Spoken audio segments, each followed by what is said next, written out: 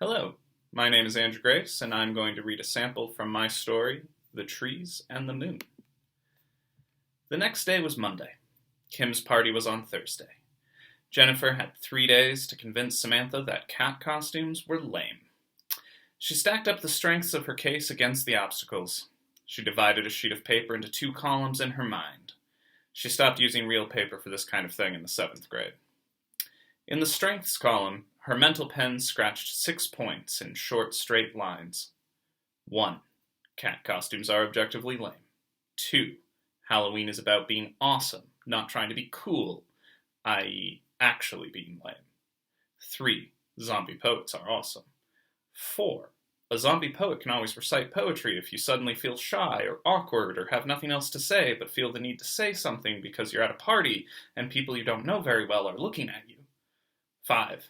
The last time we wore lame Halloween costumes, we were in the 4th grade, and the 4th grade was terrible.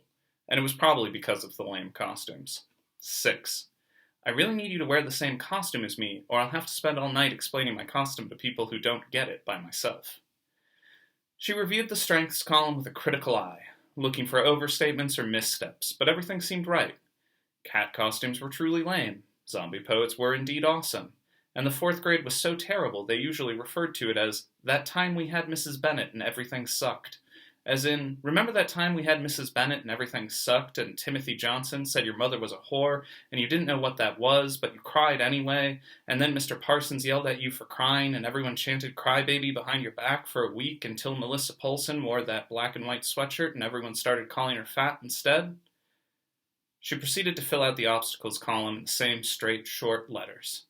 It wasn't going to do her any good if she lost her head and started getting sloppy with mental ink. 1. Samantha didn't like losing arguments. 2. Samantha was better at arguing than her. 3. After Timothy Johnson called her mother a whore, Samantha was the one who spread the rumor that his parents were cousins and he was born with a tail that had to be surgically removed. 4. Samantha really liked cats. Jennifer tried to review her list of obstacles just as she had reviewed the strengths of her case, but it was always difficult for her to anticipate the obstacles Samantha could create. The 1st and 4th points were clear enough on their own.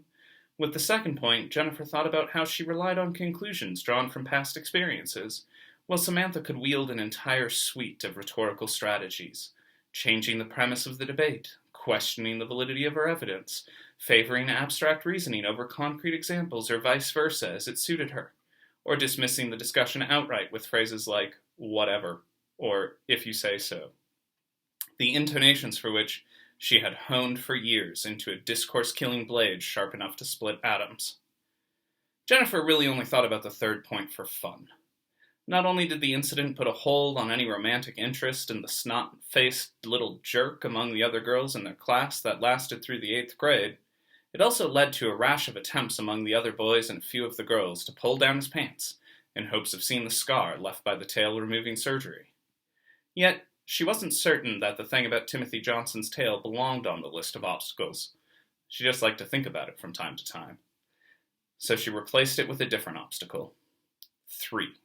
For the past year or so, ever since Samantha swallowed a bottle of pills between 9th and 10th grade and had to spend 2 weeks in the hospital, she wasn't sure that she knew her friend at all. I hope you enjoy the rest of the story.